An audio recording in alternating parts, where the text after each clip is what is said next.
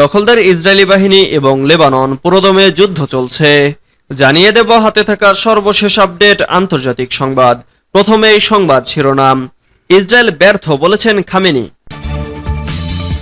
এরপর জানিয়ে দেব গাজায় যুদ্ধ চালিয়ে যাওয়ার ঘোষণা নেতানিয়াহুর। এদিকে গাজার ভবিষ্যৎ নির্ধারণে ফিলিস্তিনিরা ঐক্যবদ্ধ বলেছে হামাস।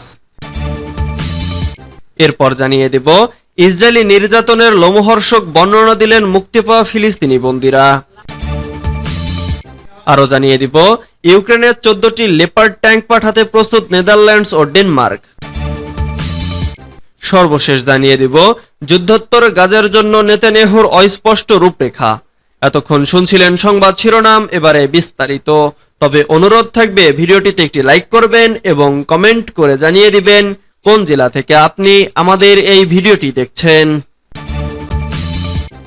ইসরায়েল ব্যর্থ বলেছেন খামেনি। ইরানের সর্বোচ্চ ধর্মীয় নেতা আয়াতুল্লাহ আলী খামেনি জোর দিয়ে বলেছেন, যুক্তরাষ্ট্র ও পশ্চিমা মিত্রদের আকণ্ঠ সমর্থন সত্ত্বেও ফিলিস্তিনি প্রতিরোধ যোদ্ধাদের হারাতে ইসরায়েল পুরোপুরি ব্যর্থ হয়েছে। বুধবার আয়াতুল্লাহ খামেনি নিজের অফিসিয়াল এক্স অ্যাকাউন্টে হিব্রু ভাষায় দেয়া পোস্টে খামেনি লিখেছেন, প্রতিরোধের শক্তি প্রতিদিন আরও স্পষ্ট হয়ে উঠছে। খামেনি আরও লিখেছেন, হামাসের বিরুদ্ধে যুদ্ধে ইহুদিবাদীদের পেছনে যুক্তরাষ্ট্রের মতো বিশাল সামরিক, রাজনৈতিক ও অর্থনৈতিক ব্যবস্থা দাঁড়িয়েছে, কিন্তু তারা হামাসকে নতজানু করতে ব্যর্থ হয়েছে। ইসরায়েল 7 অক্টোবর থেকে গাজা উপত্যকায় গণহত্যামূলক যুদ্ধ চালিয়ে যাচ্ছে। এখন পর্যন্ত ইসরায়েলি আগ্রাসনে 40,000-এর মতো ফিলিস্তিনির প্রাণ গেছে। গাজায় যুদ্ধ চালিয়ে যাওয়ার ঘোষণা নেতানিয়াহুর। মার্কিন কংগ্রেসের 2 কক্ষের যৌথ সভায় বুধবার এক জোরালো ভাষণে ইসরায়েলের প্রধানমন্ত্রী বেনিয়ামিন নেতানিয়াহু গাজায় ইসরায়েলের যুদ্ধকে সমর্থন এবং আমেরিকান বিক্ষোভকারীদের নিন্দা করেছেন।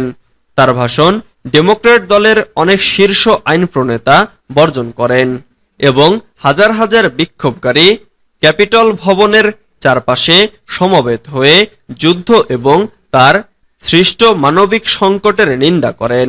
নেতানিয়াহু তার ভাষণে সম্পূর্ণ বিজয় না অর্জন করা পর্যন্ত যুদ্ধ চালিয়ে যাওয়ার অঙ্গীকার করেন।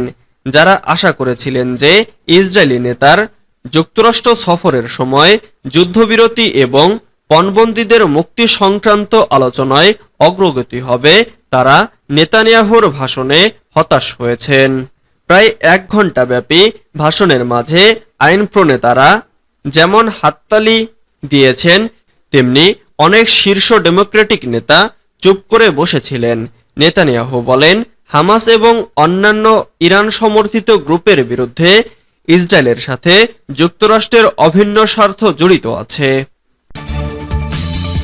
গাজার ভবিষ্যৎ নির্ধারণে ফিলিস্তিনিরা ঐক্যবদ্ধ বলেছে হামাস।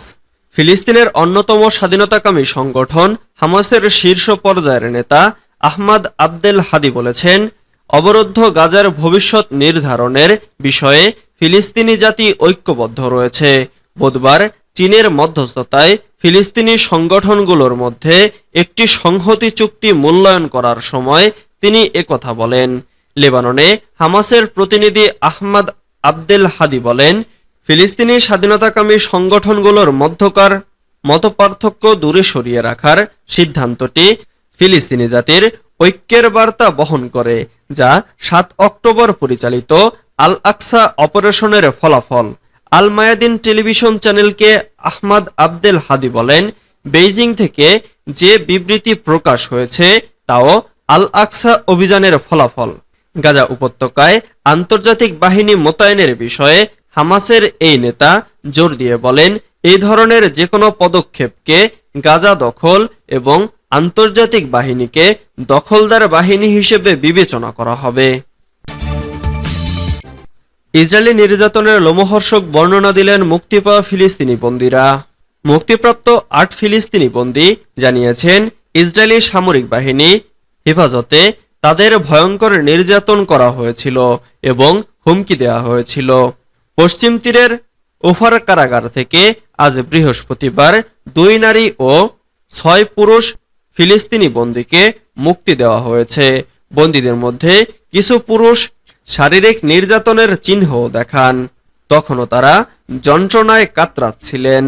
মধ্য গাজা উপত্যকার দের এল বালাহ থেকে আল জাজিরার হিন্দ খুদারি জানান, মুক্তিপ্রাপ্ত বাসিন্দারা সম্পূর্ণভাবে ক্লান্ত। তিনি বলেন, এক নারী হাঁটতে পারছিলেন না, তাকে স্ট্রেচারে জরুরি বিভাগে নিয়ে যাওয়া হয়েছিল। সদ্য মুক্তি পাওয়া এই বন্দীদের সবাইকে একই সময়ে গ্রেফতার করা হয়নি। এদের মধ্যে এক নারীকে তার সন্তান সহ অধিকৃত পশ্চিম তীর পরিদর্শনের পর গ্রেফতার করা হয়েছিল। ইউক্রেনে 14টি লিপার্ড ট্যাঙ্ক পাঠাতে প্রস্তুত নেদারল্যান্ডস ও ডেনমার্ক।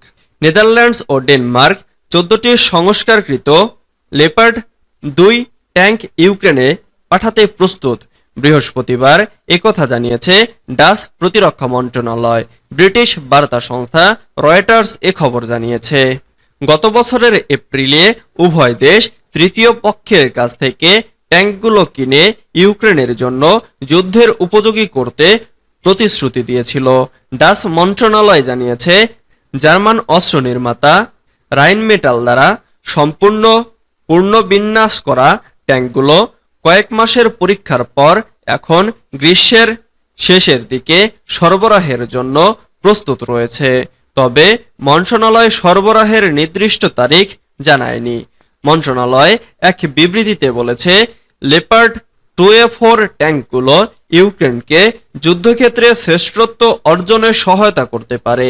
এতে ক্রুদের সুরক্ষায় ভালো ব্যবস্থা এবং এটি দ্রুতগামী। যুদ্ধোত্তর গাজার জন্য নেতানিয়াহুর অস্পষ্ট রূপরেখা।